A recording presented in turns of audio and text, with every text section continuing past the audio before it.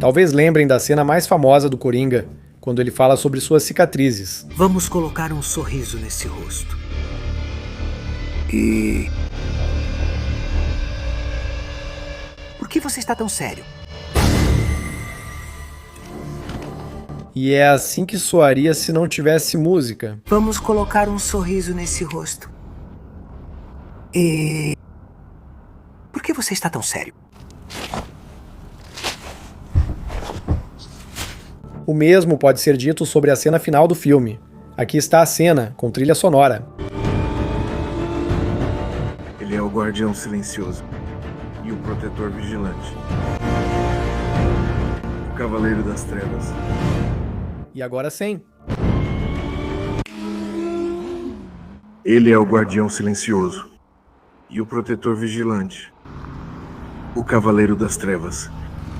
Convenhamos, sem música essas cenas simplesmente não funcionam. A questão é que a música no cinema não é apenas um pano de fundo, ela é mais um personagem invisível que habilmente direciona nossas emoções para o caminho certo.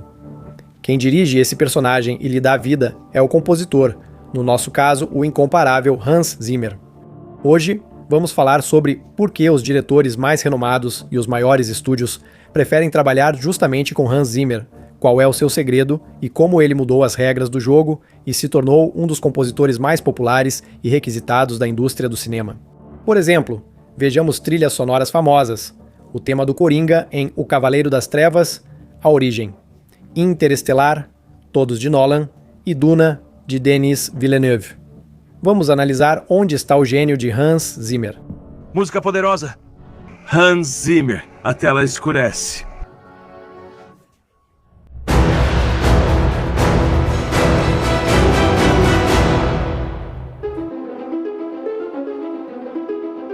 Talvez alguém não saiba quem é Hans Zimmer, mas se você tem ouvidos e eles conseguem ouvir, pode ter certeza de que já ouviu a música dele.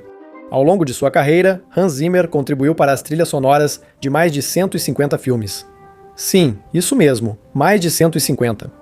Incluem filmes como Gladiador, Missão Impossível, Sherlock Holmes, O Jogo de Sombras, entre outros. Mesmo que você seja um espectador bem jovem, provavelmente já ouviu a música dele em animações como Kung Fu Panda, O Poderoso Chefinho ou O Rei Leão, pelo qual, aliás, ele ganhou o Oscar.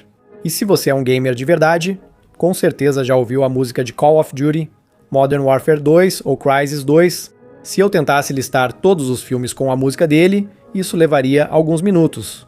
Provavelmente você fecharia o vídeo e me daria um dislike. Então vamos fazer um pequeno experimento. Tente citar seus 5 filmes favoritos. E com 99% de chance, um deles terá a trilha sonora de Zimmer. Aqui está uma lista de seus filmes mais famosos. Pause o vídeo e confira se o seu filme está mesmo aí. E se não estiver, escreva nos comentários. O que há de errado com você? Agora vamos falar sobre como diferenciar uma trilha sonora realmente boa de uma mediana. Uma boa trilha sonora está tão perfeitamente integrada à narrativa que você simplesmente não percebe sua presença.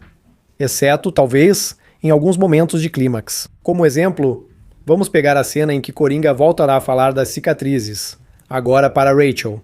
Você consegue dizer se havia música nessa cena? Tenho certeza que 99% de vocês não vão se lembrar do que estava tocando ali, ou mesmo se havia música. Mas há música naquela cena. Eu enfiei a lâmina na minha própria boca e fiz isso comigo mesmo. E sabe de uma coisa? Ela não conseguia me ver. E a música não está lá só por estar. Ela funciona 100% para realizar a ideia do diretor. Eu coloquei a lâmina na minha boca e fiz isso comigo mesmo. E sabe de uma coisa? Ela não conseguia me ver. Ela foi embora. Agora eu vejo toda a ironia. Agora eu sempre sorrio.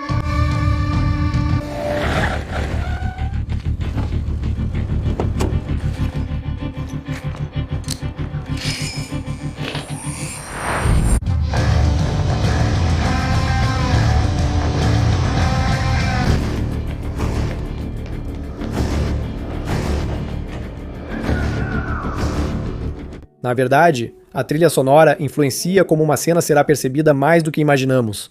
Ela literalmente nos dita o que sentir, mesmo que a gente não perceba isso. Frank Zappa certa vez disse: Falar sobre música é como dançar sobre arquitetura. Por isso, para provar o quanto a música é importante, vamos fazer um pequeno experimento. Vamos pegar a cena final de A Origem, de Christopher Nolan, onde Cobb finalmente volta para casa. A cena está cheia de tensão e esperança. Assista e sinta o que a música de Hans Zimmer traz para esse momento.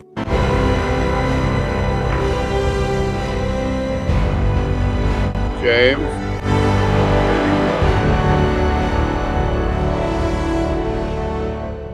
Olhe quem chegou. Agora vamos tirar a música. As mesmas ações, o mesmo Cobb, mas sem música. James.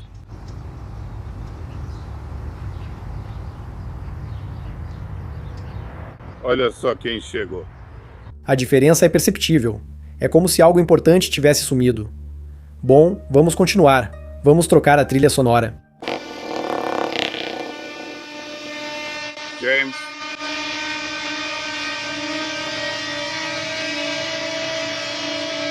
Olhem quem chegou.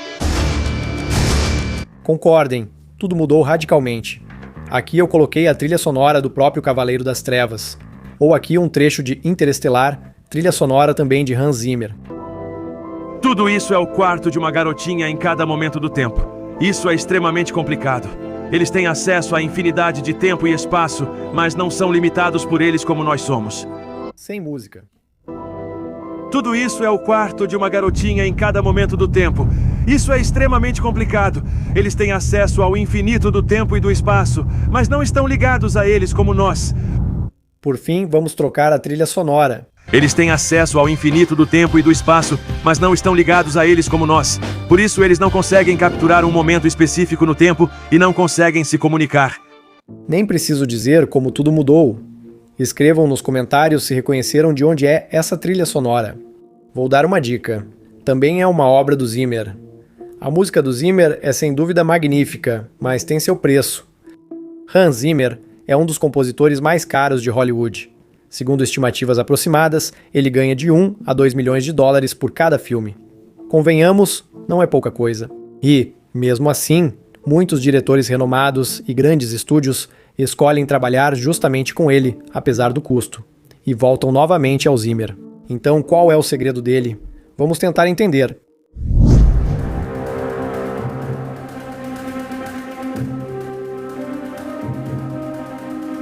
Então, qual é a razão do sucesso de Hans Zimmer? Vamos começar com seu principal superpoder, a versatilidade. Ele pode compor música para qualquer gênero, desde blockbusters épicos até dramas comoventes. Quer algo monumental?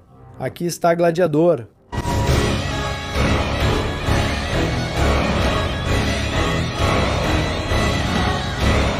Precisa de um drama histórico tenso? Fácil, Pearl Harbor.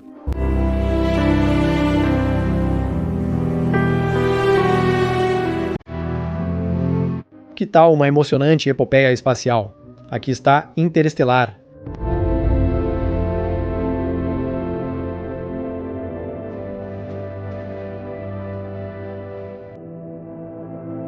Aventura? Ok, Piratas do Caribe.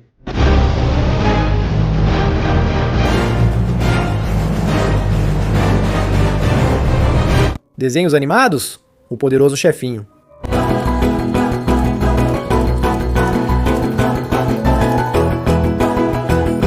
Zimmer é igualmente convincente nos mais diversos gêneros. É justamente essa capacidade de se adaptar a qualquer história que o torna tão requisitado. O segundo ponto forte de Zimmer é o seu caráter épico. Se tem alguém que levou as trilhas sonoras a um novo nível de grandiosidade, com certeza foi ele. É difícil imaginar Duna, de Denis Villeneuve, sem a trilha sonora dele, que literalmente impregna cada cena com uma atmosfera de grandiosidade.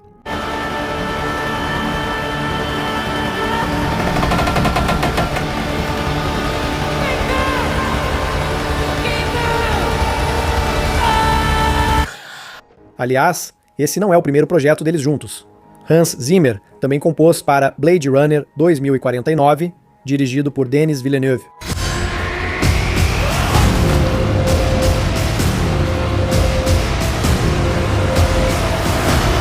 De novo, aquela sensação épica.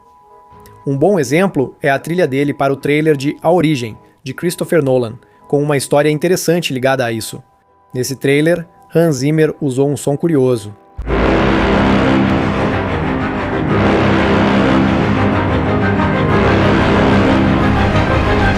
Este aqui. Nada de especial, você pode dizer. Algo assim pode ser ouvido em muitos trailers. Mas o fato é que esse som, que agora já virou um clichê, foi ouvido pela primeira vez justamente no trailer de A Origem. Depois disso, os cineastas gostaram tanto dele que começaram a usá-lo em todo lugar. E variações desse som podem ser ouvidas em uma série de trailers posteriores.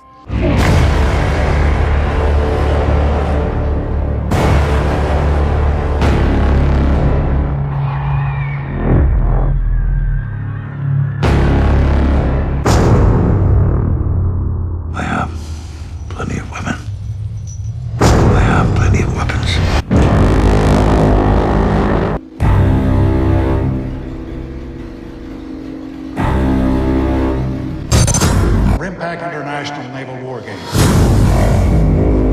Got an unknown surface contact 8,000 yards. Is this some kind of exercise? Bravo. Our nation.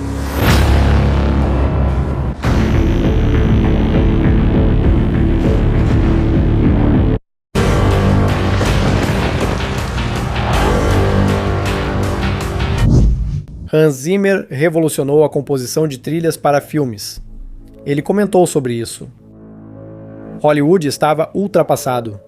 A ideia era escrever a música no papel, entregar à orquestra, e eles tocariam para o diretor pela primeira vez. Quando ele ouvia a música pela primeira vez com a orquestra completa, podia dizer que não gostou. No fim, todos enlouqueciam, a orquestra era dispensada e cada um ia para casa. Tudo se baseava em concessões, mas toda vez era como ter um verdadeiro ataque cardíaco. Hans se tornou um dos que fizeram mudanças radicais nesse processo, e introduziu a prática de o diretor começar a discutir a trilha sonora logo no início da produção do filme. Vale ressaltar que, embora essa prática não fosse amplamente difundida, outros compositores renomados também utilizavam essa abordagem, como John Williams. John Williams é provavelmente o compositor de trilhas sonoras mais respeitado da história do cinema.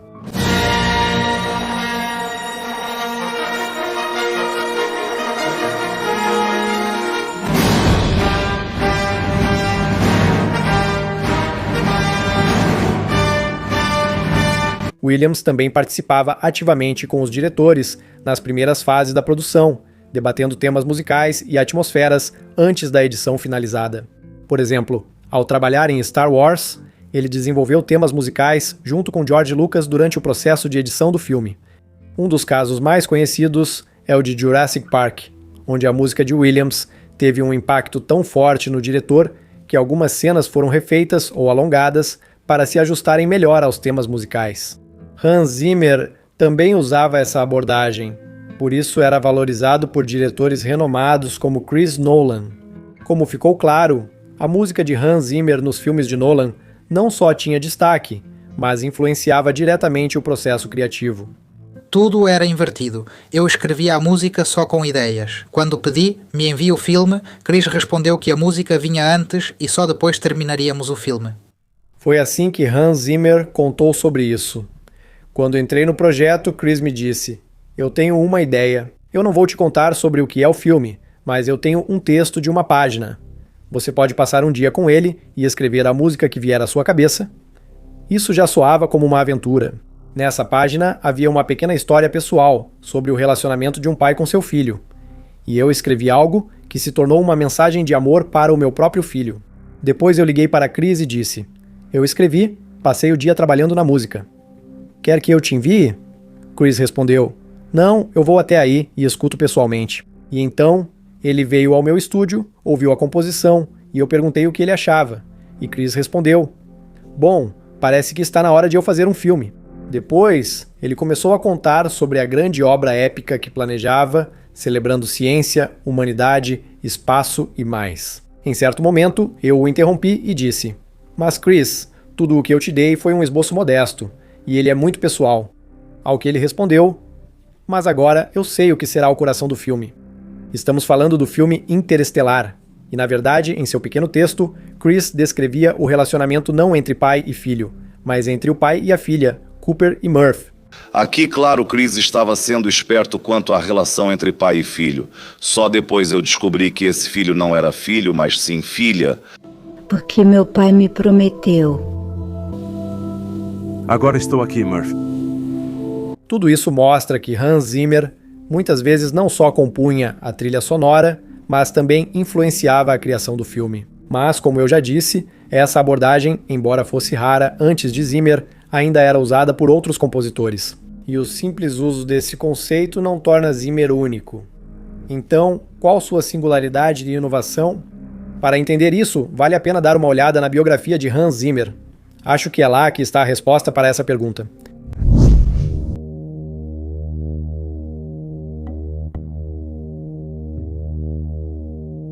Não vou abordar a fase da biografia de Hans Zimmer em que ele virou compositor de trilhas para o cinema. Acho que vocês mesmos podem abrir a lista de filmes nos quais Zimmer trabalhou e eles falam por si só.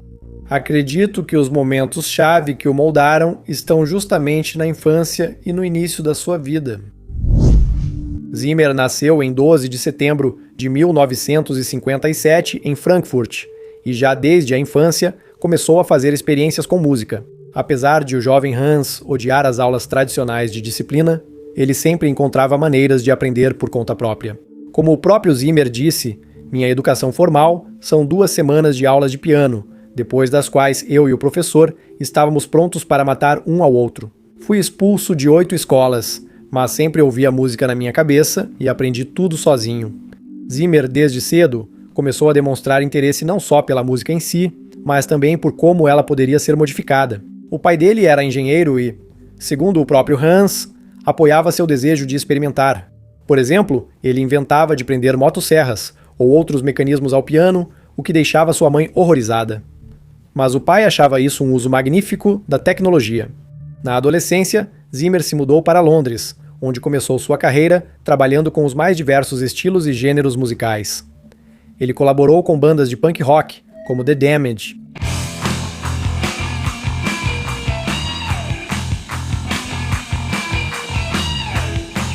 e participou de gravações com vários grupos, incluindo The Buggles. Você pode até vê-lo tocando teclado no clipe da famosa música Video Killed the Radio Star.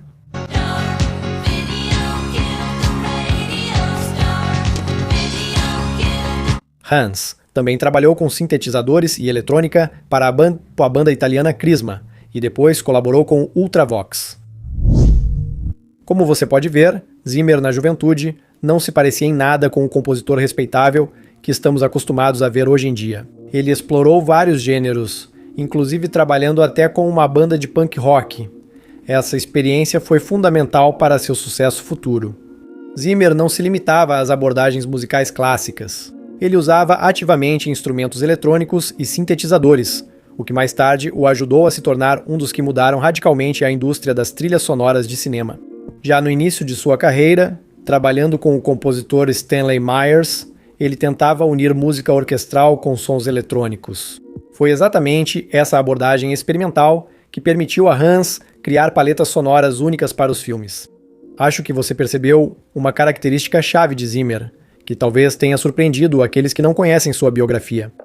Ou seja, a ausência de uma formação musical clássica. E eu acho que, por mais estranho que isso possa parecer, foi exatamente isso que desempenhou um papel fundamental em seu sucesso. Zimmer, ao contrário de muitos outros compositores, não tinha formação musical clássica. Por isso, todas aquelas regras básicas que os músicos aprendem através do ensino acadêmico, ele teve que descobrir por conta própria. Cada passo dele no estudo da música era uma verdadeira revelação. E é justamente esse processo de descobrir sozinho novas regras musicais que faz com que ele valorize cada pedacinho de informação que recebe. Além disso, o hábito de buscar constantemente, por meio da própria experiência, novas soluções e abordagens, justamente porque formalmente você não tem uma formação, permite no futuro não se acomodar com o que já foi alcançado e continuar buscando e experimentando onde outros poderiam se contentar com soluções já conhecidas, achando que tudo já está bem estabelecido e não faz sentido reinventar a roda. É essa característica que colegas de profissão destacam. Zimmer talvez não leia partituras tão rapidamente quanto músicos tradicionalmente formados, mas ele é alguém que trabalha com facilidade com arquivos MIDI e entende muito bem de tecnologias de áudio, síntese e softwares. Isso permite que ele passe instantaneamente de um instrumento para outro, como do piano para a guitarra elétrica, criando paisagens sonoras únicas. Além disso, Zimmer se afastou da prática padrão em que cada herói em um filme tinha seu próprio leitmotiv melódico tocando quando aparecia. Zimmer passou a experimentar, mudando a forma de caracterizar musicalmente os personagens. Por exemplo, para Coringa em O Cavaleiro das Trevas, ele usou praticamente uma única nota, que, através do glissando, um deslizamento suave, mudava a frequência do som, criando uma sensação crescente de ansiedade.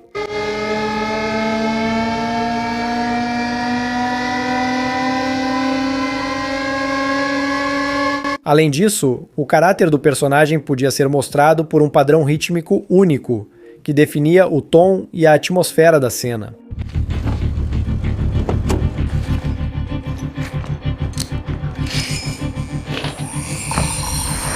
Esses experimentos se tornaram uma marca registrada de Zimmer, destacando sua abordagem inovadora à música cinematográfica. A competência técnica, a capacidade de experimentar e o desejo de ir contra as regras tradicionais fizeram dele o compositor que conhecemos hoje. Apesar de tudo, Zimmer vive intensamente isso e dedica todo o seu tempo livre à atividade. Veja como ele descreve o processo: medo, pânico, revelações, procrastinação, conversas. Ainda mais conversas com o diretor. Ainda mais conversas com o diretor de fotografia. Porque eu quero saber qual será a paleta de luz. Leitura de uma quantidade enorme de livros. Ainda mais procrastinação. Ainda mais medo e prazos. Até que alguém tire a partitura de mim, a primeira coisa em que penso é na música. E a última coisa também é a música. Sou como um monge. Raramente vejo a luz do dia. Estou sempre em contato com músicos e diretores e tento passar o máximo de tempo possível tocando música. Se você já é inscrito no meu canal há algum tempo, sabe que este episódio foge um pouco do formato habitual. Normalmente, eu analiso personagens de filmes e séries, e não pessoas reais. Se você gostou dessa abordagem, deixe seu like no vídeo. Também escreva nos comentários quais personalidades reais você gostaria de ver nos próximos episódios. E se você está aqui pela primeira vez, vá para a página inicial do canal. Lá tem muita coisa interessante.